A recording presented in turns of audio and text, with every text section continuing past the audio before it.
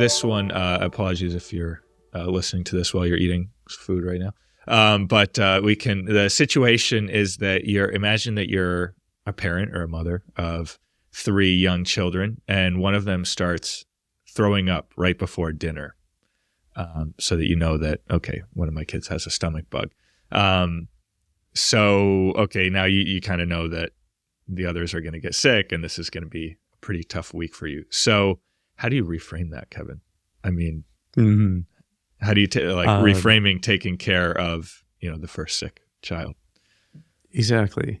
Well, I could tell you the way most people would be, at least thinking of my family members who are mothers, the way they would be handling it is, okay, how do we stop the spread? And then their whole goal is stopping the spread of the bug to the other kids. And in that case, I think that then you're looking at an outcome, and reframes can't really be about outcomes. So the goal can't be simply the outcome of making sure the other kids don't get sick. And so reframing always helps us discover an opportunity hidden in the challenge.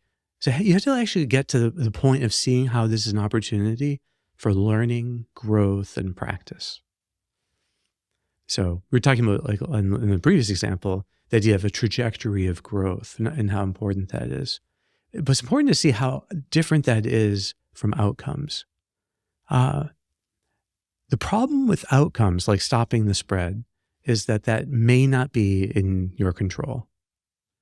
So therefore, it can't really be something that is for you to be growing in. So you can't set a goal that way. The other idea is that it's extrinsic to you. Yeah, and we know from there's self-determination theory, but there's a lot of research on this, that extrinsic motivations are not that sustainable. We are looking for intrinsic motivations. So it's goals that you set within yourself and the bonds you have with others. But the biggest problem with outcomes is that they do not actually accomplish the work of the reframe, because they can keep you in threat mode. So if your whole goal is stopping the spread, well, the reason that's not a reframe is that actually puts you in threat mode, because it means you're fearing the next child getting sick. So the real thing you're dreading is what happens when the next child gets it. There has to be something that you can see in this challenge that you'll get better at. Something that's in your control, that's intrinsic to you.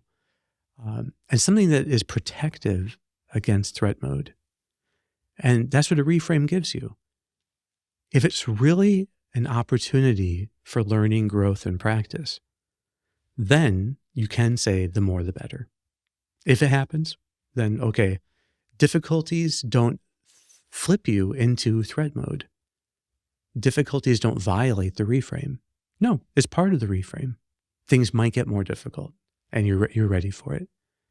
So I think like a better way for a person to think of this kind of situation is to think, how can I use this sickness as a way of building my bonds with each of my children?